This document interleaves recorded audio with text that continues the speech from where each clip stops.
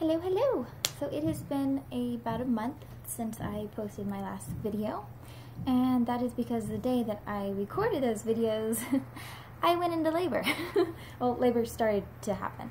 I didn't go into like full-term labor. So that's what I'm going to be talking about today, is what all happened during the pregnancy, labor portion, blah blah blah, because it was not like what I thought. And if you hear a little dumping and a jingle jangle in the background, it's because there's a very hyper doggy who is jumping outside. So sorry about that. But anyways, so my little one right now is sleeping in the crib right here next to me, so hopefully she will stay asleep for at least a little bit so I can get this recorded. So on that day, which was March 15th, I started pre-labor at about 2 p.m. which means I felt very small, like, I wouldn't say pain, but like a weird tightening pressure a little bit, and that was the very, very beginning of contractions and maybe slight dilation. Well, I guess I've already was dilated 2 centimeters for the past 2 weeks before that. So yeah. So, hi Nemo, he's come to join us. Nemo has been very needy and starving for attention since Serenity has been born, because Serenity is extremely clingy and she hates to be put down. So Nemo's been very, very jealous because I haven't been able to spend as much time with him as he's used to. So anyways, 2 p.m. labor started to happen a little bit and I started to feel them. And the rule of thumb was that if you feel them within 4 minutes consistently for a couple hours, then you should be going to the hospital, which eventually did happen, but they weren't very, very strong. But I was feeling them along those guidelines. So I was asking some friends and like my friends' moms and stuff, hey, should I be going to the hospital? And after a little debate going back and forth, even though I wasn't in terrible pain, they said, you know, go ahead and you should probably go. So I did. I had one of my best friends take me to the hospital, and I didn't really want to go to the hospital too early because it's pretty far away and I didn't want to, you know, go back and forth. But I went to the hospital at about 8 p.m., 7:30, 8 p.m. or whatever. We went there, and when I was there, they kept me in the like pre-examination kind of area where you aren't like in full-blown labor yet. They'll keep you there. They don't admit you quite yet. So I was there for an hour and they checked my dilation. I was at 3 centimeters dilated when I got there, and an hour later they said, okay, well, you're not in full labor because you have to be 5 centimeters dilated to be admitted. So that means basically some part of you inside your cervix, I believe it is, has to be like opening. And then when you hit 10 centimeters, that's when it's time for the baby to come out. So I was only 3, and the pain started to get actually kind of strong by the time I was leaving, so that was no fun. A couple of my friends had come, my grandma had came, and my grandma was actually really pissed off that they were not administering me, but I'm like, it's okay, it's okay, it's okay. She didn't like that though. And then the father was there, and so anyways, so I went back home, and then when I got home, well, actually on the way back, because like I said, it's a pretty far drive, and when you start to go in labor, every bump, every gear change, if you're in a manual car, everything freaking hurts when you're in the car, and being in the car has already been kind of hurting me, and taking Uber was no fun, having to go to my doctor appointments and everything. So anyways, I get back home. It's like almost 11 o'clock at night now, and I'm starting to actually be in pain, and the contractions now are not 4 minutes apart, they're like 5 or 6 minutes apart, and they're lasting I don't know, like a minute or something, 30 seconds, not too long. But so someone told me that they thought I should wait to go back to the hospital until my water breaks.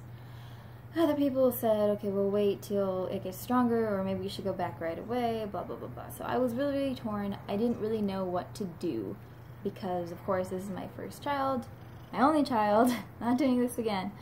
I didn't know, but I have a pretty good pain tolerance, so I decided I'm gonna suck it up and I'm gonna try to hold on for as long as I freaking can, and I did. And at 3 in the morning, I called the maternity ward again at the hospital that I was going to be giving birth to, and I explained to them, okay, they're getting pretty strong. I'm really starting to hurt. Should I be coming back in? And the nurse was like, oh, well, if you feel you should be coming back in, come back in. That was not a good enough answer for me. And so I said, frick it, I'm going to wait. And that's just what I did.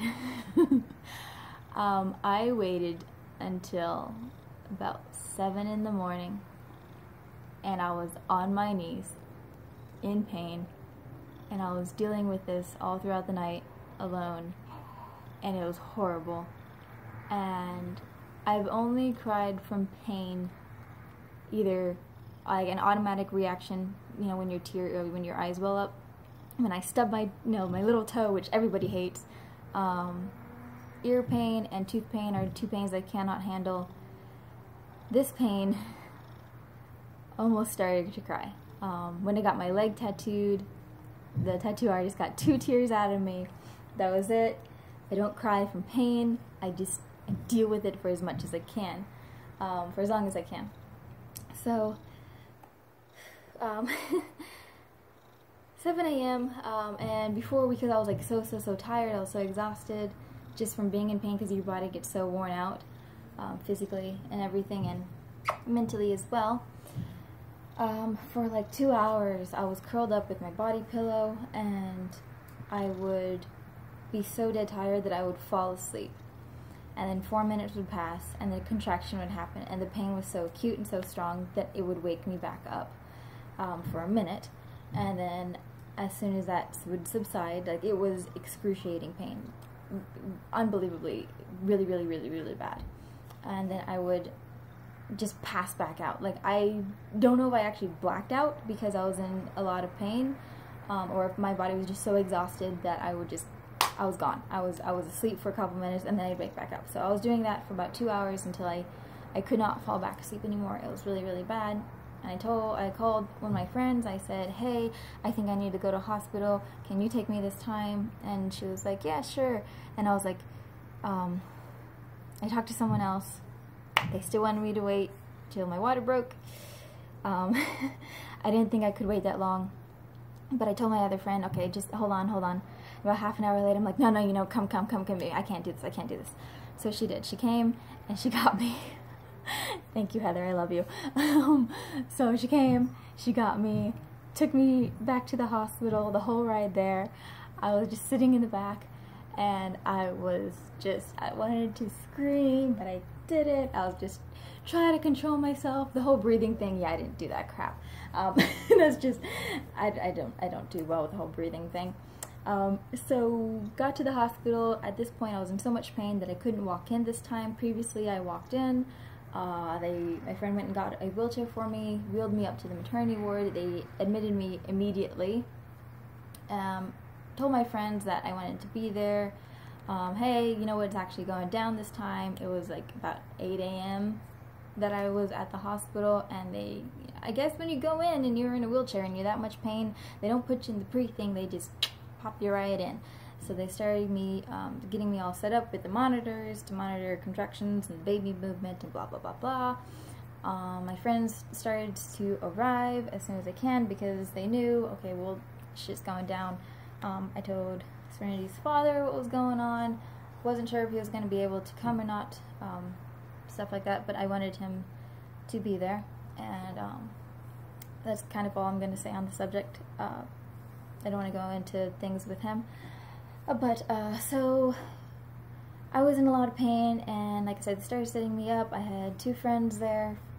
I had my one friend that drove me there, and then my other friend came really quick, and Uber and stuff, and then my grandma was on the way. So I had like 4 people there, 4 or 5 people there. One of them had to take off a little bit. And so they asked, "Do you want an epidural?" And I said, yes! I was really, really scared and nervous about getting the epidural. But about 2 hours later, I finally got the epidural, and it was funny because my friends, I guess the expressions that I had on my face when a contraction would happen because I was in so much pain, and I was 5 centimeters dilated at this time. And they were like, "Oh my God, she's gonna kill someone. Let's not tell her to breathe or calm down anymore because that's not gonna help, and she's like gonna bite someone's head off." But I wasn't, you know, I was just trying to deal with it internally. So getting an epidural I was really, really scared about because, you know, it is a tiny little tube that is inserted in your spine. I don't do well with intravenous things, so blood drawing, IVs, that kind of stuff really freaked me out.